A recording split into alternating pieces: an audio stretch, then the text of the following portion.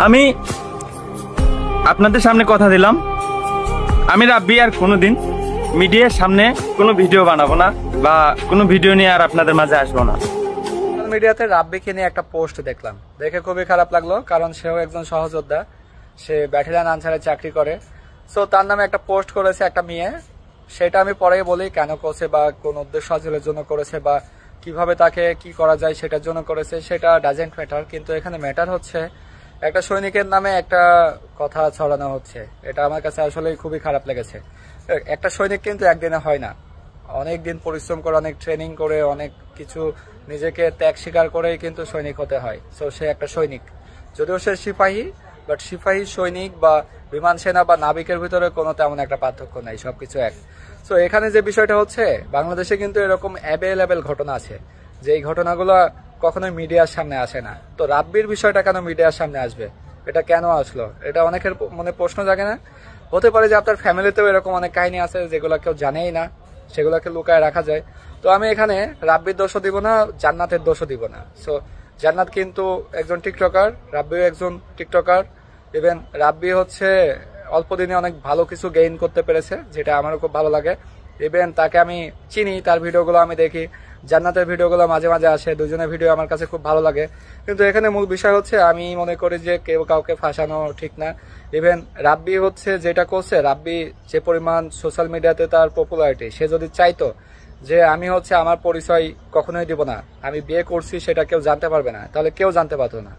So এখানে হচ্ছে ও চাইলেই কিন্তু রাব্বি যে পরিমাণ পরিস্থিতি পাইছে, আমি মনে করি বাংলাদেশেও 1 লক্ষ মেয়ের সাথে রিলেশন করতে পারত। যেমনটা আমি প্রথম দিকে এরকম অফার পেতাম, যখন সোশ্যাল মিডিয়া ক্যারিয়ারে আমি এন্ট্রি নিয়েছিলাম, আমাকে অনেকেই এরকম এসে অফার করতো। সো আমি সেগুলো রিজেক্ট করছিলাম। ইভেন রাব্বিও কিন্তু সেটাই করে, মাঝে মাঝে আমার কথা হতো, জান্নাতের সাথেও আমার কথা হয়েছে। সো আমি যেটা দেখলাম যে আসলে এখানে একটা হিংসা কাজ করতেছে। রাব্বি চাই যে মেয়েটার সাথে আমার ফ্রেন্ডশিপ থাকুক, মেয়েটাও চাই যে আমার সাথে তার ফ্রেন্ডশিপ থাকুক। ইভেন রাব্বির কিন্তু একটা ওয়াইফ আছে, সেও কিন্তু ভদ্র, যার ফলে এখনো তাকে আমরা কখনো ক্যামেরায় দেখতে পারি নাই। কিন্তু এখানে মূল প্রবলেম কি দেখেন, আপনার আশেপাশে কিন্তু এরকম অনেক ঘটনা ঘটে যেগুলো কখনো মিডিয়ার সামনে আসে না। রাব্বিটা আসার কারণ কি, রাব্বি একটু সমাজে বড় হচ্ছে, রাব্বি একটু সবার কাছে সুপরিচিতি হচ্ছে, রাব্বি একটু কোনো কিছু অর্জন করতে যাচ্ছে।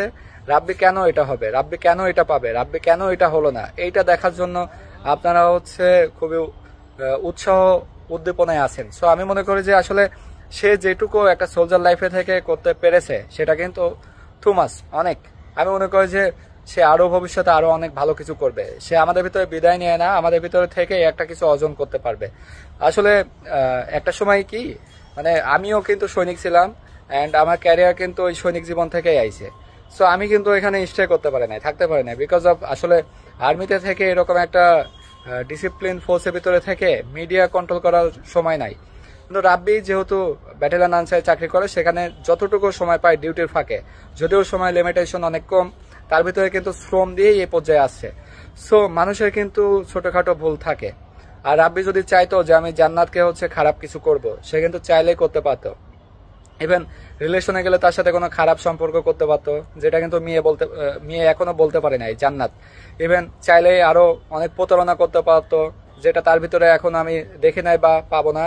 ইভেন আশা করি যে তার ভিতরে এরকম কোনো উদ্দেশ্য নাই, যদি থাকতো সে এরকম আরো অনেক কিছু করতে পারতো যেগুলো সে এখনো করে নাই। আর এখানে রাব্বির ওয়াইফ কিভাবে জান্নাতকে ফোন দিল, রাব্বি যদি চাইতো যে আমি হচ্ছে তাকে প্রকাশ করবো না যে আমি ম্যারিড বা আমি আনম্যারিড, তাহলে জান্নাত কখনোই এটা বুঝতে পারতো না। সো তাদের ভিতরে তেমন খারাপ কিছুই নাই। কিন্তু আসলে একটা ছোট্ট বিষয়, হয়তো রাব্বি চেয়েছে যে তার সাথে ফ্রেন্ডশিপ যেহেতু হয়েছিল একটু, এটা স্বাভাবিক ব্যাপার, ছেলে এবং মেয়ে একসাথে থাকলে এরকম কিছু হতেই পারে।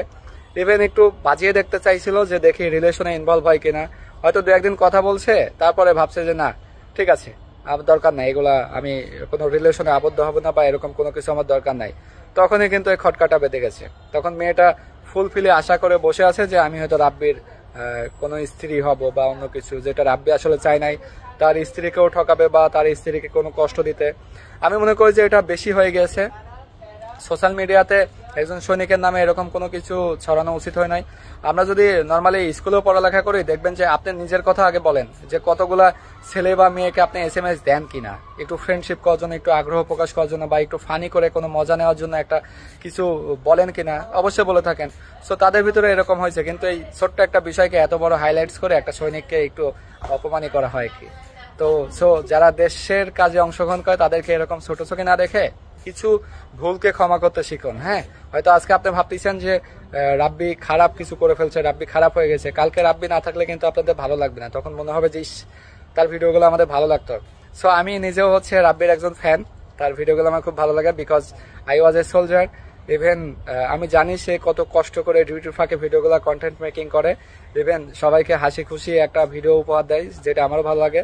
জান্নাত যে কাহিনীগুলো ঘটিয়েছে, আমি মন থেকে বলি যে সে যেন তার ভিডিওগুলো ডিলিট করে দেয়, ইভেন তাদের ভিতরে যা হয়েছে এগুলো যেন বোঝাপড়া হয়ে যায়। আর হ্যাঁ, জান্নাতের জন্য শুভকামনা থাকলো, সে যেন একটা ভালো লাইফ পার্টনার পায়। আর রাব্বির এর জন্য শুভকামনা থাকলো, সে যেন এখানে কোনো ঝামেলায় ভুক্তভোগী না হতে হয়। ইভেন রাব্বির ওয়াইফের জন্য থাকলো শুভকামনা। অবশ্যই কিছুদিন পরে আমরা ভাতিজাকে দেখতে যাচ্ছি। সো গাইস, তাদের জন্য দোয়া করবেন, ইভেন সবাই রাব্বির জন্য দোয়া করবেন, সে যেন এই ছোট্ট একটা ভুল থেকে শিক্ষা গ্রহণ করতে পারে। ইভেন এরকম যেন কারোর সাথে সম্পর্ক গড়ার আগে একটু বুঝে নেয়, ভালোভাবে শুনে নেয়, একটু ভালোভাবে দেখে নেয়, যাতে করে নেক্সট টাইম ফর এরকম কারোর সাথে কথা বললে এরকম ঝামেলায় পড়তে না হয়। আসলে এখানে তো রাব্বি কারোর সাথে ফিজিক্যালি বা কোনো কিছু করে নাই, সো এটা দোষের কিছু না, হয়তো ফানি করে একটা কিছু করে ফেলছে, বাট সঠিক মানুষের সাথে করতে পারে নাই। সো এটা হচ্ছে তার জন্য আমি মনে করি যে সে নিজেই বুঝতে পারতেছে তার কত ক্ষতি হলো। ইভেন আমি সবসময় বলবো রাব্বি যেন সোশ্যাল মিডিয়াতে থাকে, তার কন্টেন্টগুলো আমরা দেখতে পারি। Thank you.